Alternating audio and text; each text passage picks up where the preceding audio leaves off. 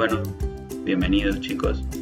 En el siguiente video lo que vamos a ver es cómo definimos una fase, cómo definimos un sistema homogéneo o un sistema heterogéneo, las reglas de las fases de Gibbs y qué entendemos por equilibrio en termodinámica.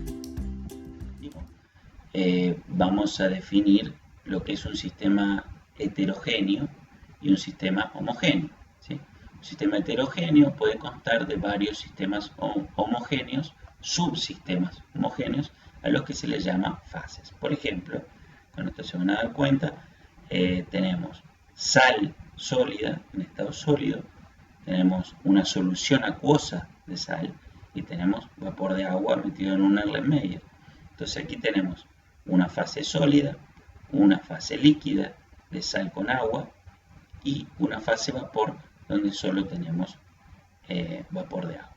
En este caso tenemos tres fases. Cada una de estas fases tiene propiedades indistinguibles entre un punto y el otro, ¿sí?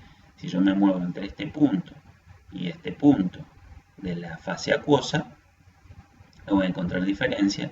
Entre este punto y este punto en la fase vapor no voy a encontrar diferencia en sus propiedades macroscópicas, por ejemplo la densidad, la presión, la temperatura. Y como les decía, en este caso tenemos tres fases: la sal no disuelta, que es una fase sólida, la solución acuosa de sal en agua y el vapor de agua. Si las propiedades macroscópicas intensivas, ¿sí?, como dijimos antes, por ejemplo, densidad, presión, temperatura, volumen específico, volumen molar, no cambian entre un punto y otro de un sistema, a ese sistema lo denominamos homogéneo. Por ejemplo, acá tenemos un vaso de agua. Toda esta agua líquida no tiene variaciones en sus propiedades macroscópicas. Si por el contrario estas propiedades no son idénticas, el sistema se denomina heterogéneo, es decir, está constituido por más de una fase. Como por ejemplo acá tenemos un vaso de agua con hielo. Si medimos volumen molar, temperatura, presión, densidad en la zona líquida, veremos que son distintas a los valores que podemos obtener en la zona sólida, es decir, en el interior del hielo. Va a tener una densidad distinta, un volumen molar distinto. Eso es un sistema heterogéneo. Hay claramente una frontera que divide una fase donde las propiedades intensivas tienen idéntico valor y otra fase donde las propiedades intensivas tienen idéntico valor pero distintas a las de la otra fase. Por lo tanto, fase se define como una región homogénea de materia y conocemos tres tipos de fases mayoritarias en el universo, que son la fase gaseosa, la fase líquida, la fase sólida. Pero a su vez las fases no necesitan ser continuas. Por ejemplo, el caso típico es el de una fase dispersa distribuida en la parte de una fase continua, como por ejemplo cuando tenemos agua y aceite y lo sacudimos, tenemos pequeñas microgotas de aceite distribuidas prácticamente de forma homogénea en una fase continua de agua, ¿sí? La leche es un ejemplo claro de eso, donde lo que tenemos es un sistema coloidal, es decir, tenemos un tipo de fase al interior de un coloide y una fase continua que las contiene, ¿sí? Habiendo definido lo que es una fase y lo que es un sistema homogéneo, podemos definir por primera vez en la materia, aunque ya lo vamos a ver más adelante con más detalle, lo que es la regla de la fase de Gibbs. Básicamente, la regla de la fase relaciona dos cosas que hemos visto recién, que son las variables o propiedades independientes que deben fijarse y la cantidad de fases que tiene un dado sistema.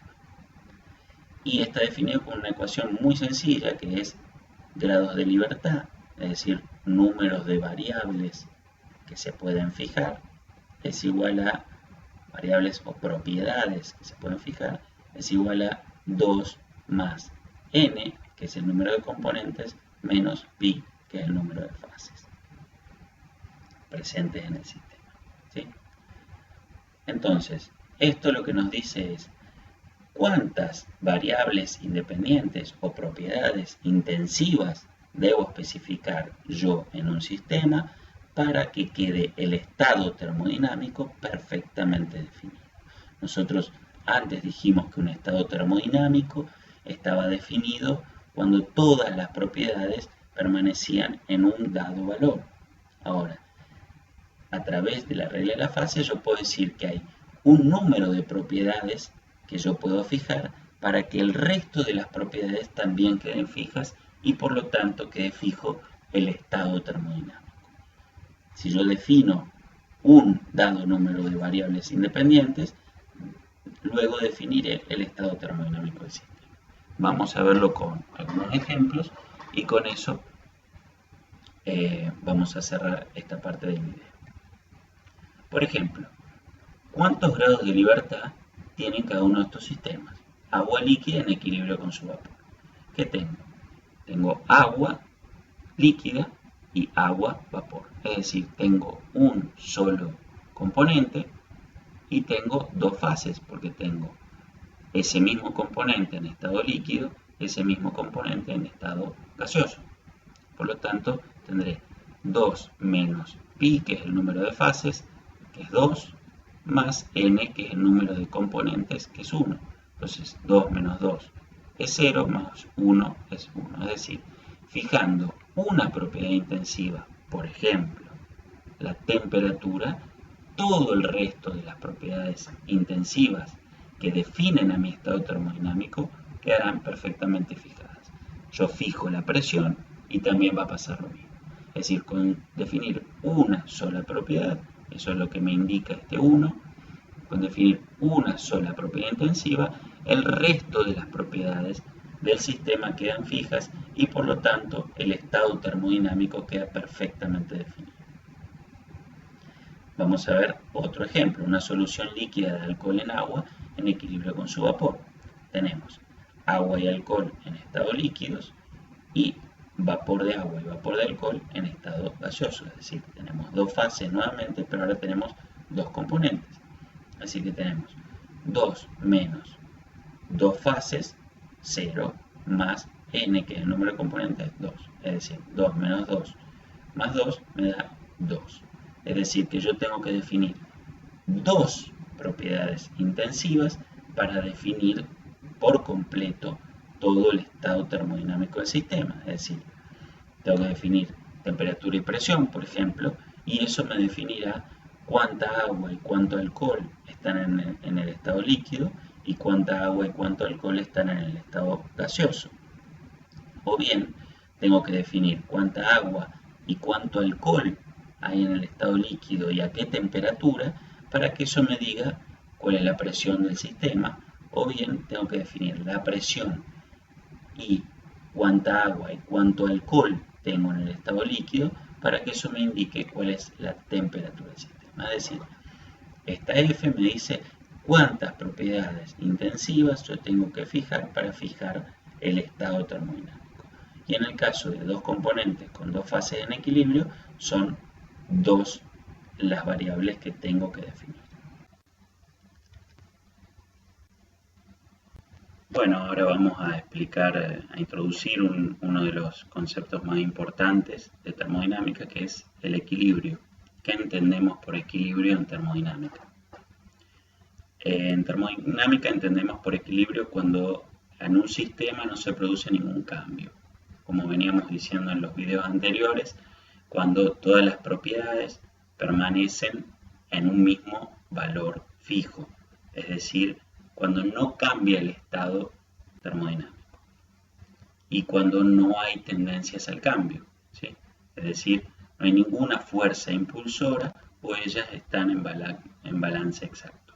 ¿Cuáles son las fuerzas impulsoras? Las fuerzas impulsoras son lo que dijimos, fuerzas mecánicas que producen trabajo o diferencias de temperatura que lo que producen es una transferencia de calor. Es decir, que no se está realizando trabajo ni calor sobre el sistema, ni el sistema lo está haciendo sobre el entorno. Por lo tanto, los valores de las propiedades se mantienen en un valor fijo. Además, ya lo vamos a ver con más detalle en la segunda parte de la materia, pero tampoco hay diferencia en la fuerza impulsora del equilibrio entre fases, que es las diferencias en el potencial químico, que producirían un cambio de fase. En este caso no las hay. Por lo tanto, decimos que un sistema está en equilibrio cuando no existen ninguna de estas fuerzas impulsoras y por lo tanto el sistema permanece en el mismo estado termodinámico a medida que pasa el tiempo.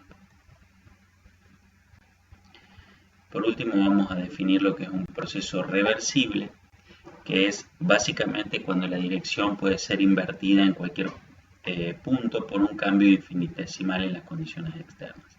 Por ejemplo, acá lo que estamos viendo es un pistón que avanza a un determinado delta de desplazamiento y lo que ocurre es que ese delta de desplazamiento se produce de forma tan lenta que en cualquier momento se puede invertir la dirección del desplazamiento pasando por sucesivos estados de equilibrio. Las fuerzas impulsoras, como dijimos antes, son diferenciales. Por ejemplo, en este caso, al agregar pequeñas pesas a este pistón, lo que estamos haciendo es agregar un diferencial de peso, que lo que ejerce es un diferencial de fuerza, que lo que ejerce es un diferencial en el volumen de desplazamiento del pistón. Y retirando esa pesa podemos invertir el sentido del desplazamiento.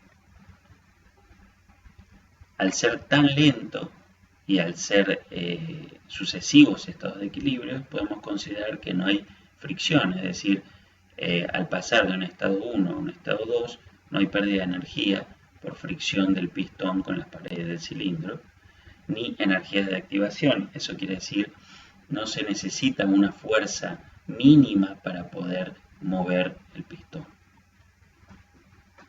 Y como decíamos antes, transitamos por estados de equilibrio sucesivos.